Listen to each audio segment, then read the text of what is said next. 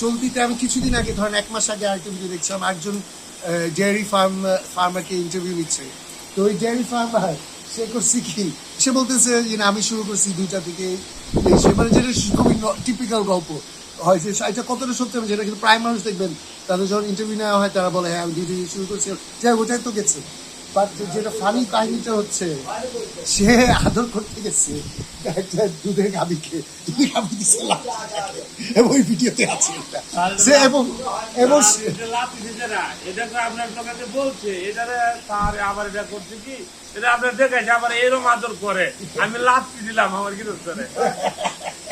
না, আমি দেখে যেটা বলছি, যে যে গরু বুঝে সে দেখলেই বুঝবে যে এই লোক আসলে আদর করে না তার গরুদের।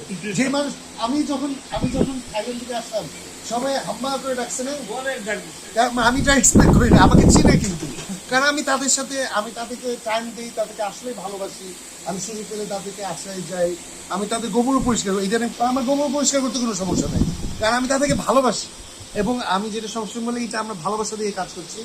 সো আমরা অন্যান্য ফার্ম থেকে, আমি গ্যারান্টি দিয়ে বলতে পারবো যে বাংলাদেশের কনটেক্সটে আমরা অন্যান্য ফার্ম থেকে একদমই ডিফারেন্ট, আমাদের ফিলসফি ডিফারেন্ট,